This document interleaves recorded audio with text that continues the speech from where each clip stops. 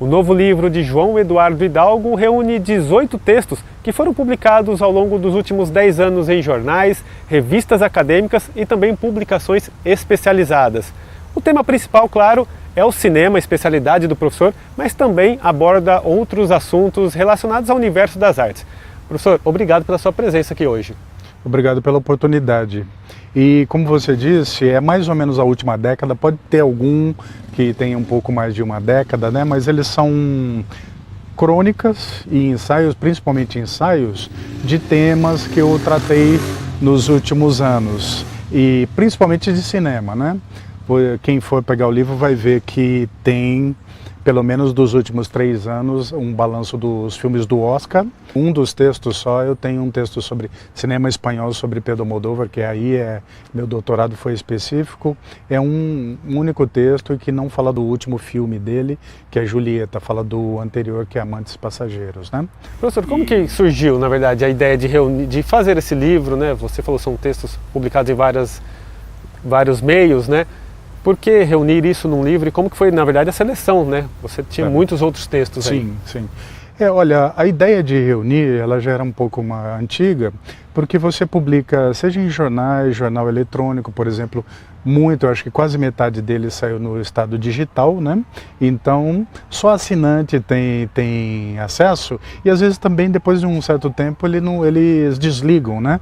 Você mesmo não consegue mais acessar. Então, ele fica mais ou menos perdido, né? Ele fica na rede, em algum lugar aí da rede.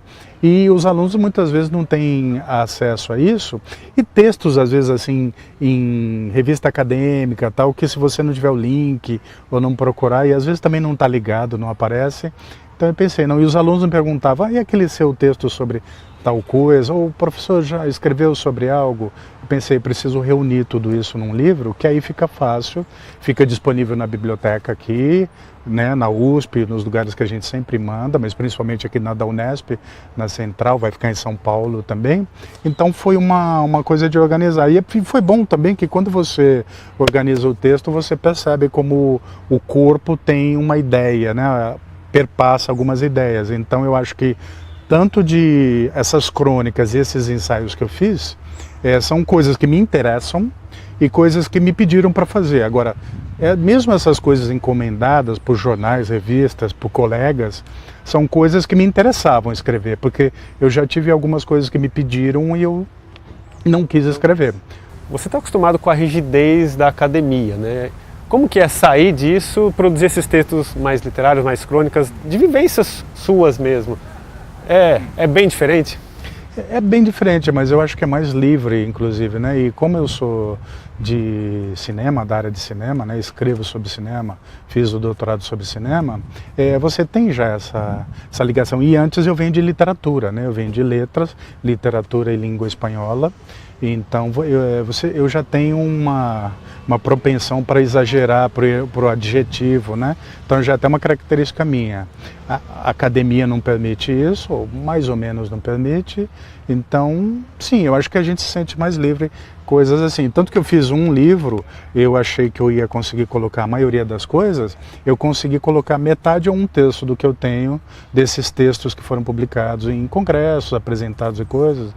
E tem textos, por exemplo, aqui nesse livro, são crônicas e ensaios publicados, mas o primeiro e o último, o que abre a porta de entrada e a porta de saída, são inéditos. Um deles, o primeiro eu falo do Fellini, né? E de uma visita que eu fiz à cidade, à Fundação Fellini em Rimini, na Itália, em 2004, que foi um acaso. Eu estava em Roma, no Centro Experimentale, na Escola de Cinema, pesquisando bibliografia sobre o Fellini, que não é tão fácil mesmo na Itália, né? E falei, acho que eu vou até lá na Fundação Fellini, né? E foi interessantíssimo. Nos 2 dias que eu fiquei lá, estava acontecendo um festival e o Amarcord, um dos melhores filmes dele, estava sendo projetado na praia e eu estava o presidente da Fundação Fellini, a sobrinha dele, que é a única parente que ele tem viva, que o Fellini não teve filho, né? E ele tem uma irmã que teve uma filha. Então foi interessante, e toda essa vivência de ter ido à cidade, à fundação, falado com essas pessoas, né? Isso ficou na minha cabeça circulando esses anos todos. Pensava assim, preciso escrever sobre isso, preciso escrever sobre isso.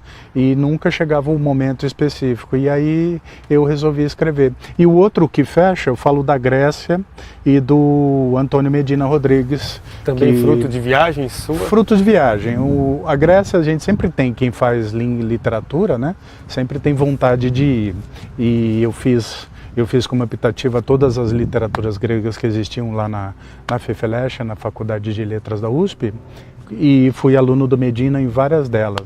E o Medina, para quem sabe, é um grande escritor e um grande tradutor dentro de língua e literatura grega, e ele infundiu na gente esse amor.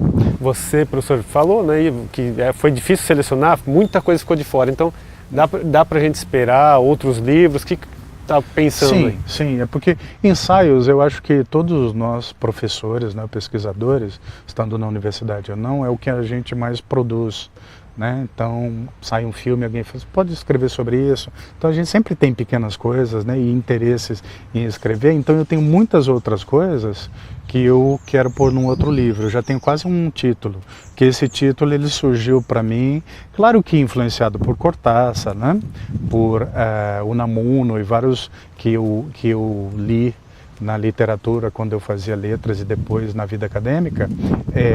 Então o título, um dia quando eu comecei a reunir os textos, eu estava caminhando, começou uma chuva, eu estava num lugar no bosque como esse, e começou uma chuva e eu fiquei abrigado num lugar, né?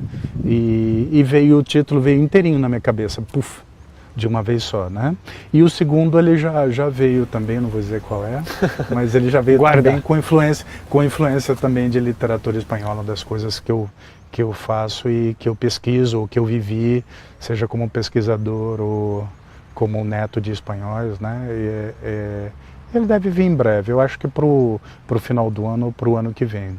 Eu tenho 2 livros mais no forno, né? Saindo, um é sobre José Maria Arguedas, que eu fiz um mestrado, ia fazer um documentário sobre ele, não aconteceu, né? E sai um livro sobre diferença entre documentário e ficção, e dando uma ênfase para a cineasta Leni Riefenstahl, que era a cineasta do nazismo, né? Que fez os grandes documentários, né, enfatizando coisas do nazismo, mas é uma grande cineasta apesar da ideologia, né?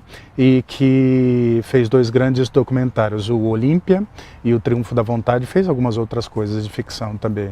Tá certo, então muita coisa boa vindo por aí. Professor, mais uma vez agradeço a sua presença aqui com a gente hoje. Obrigado pela oportunidade, e quando eu lançar os outros 2, que eu imagino que vai ser um no primeiro semestre agora de 2019, e no segundo conversamos novamente, Júlio. Legal. Tá bom?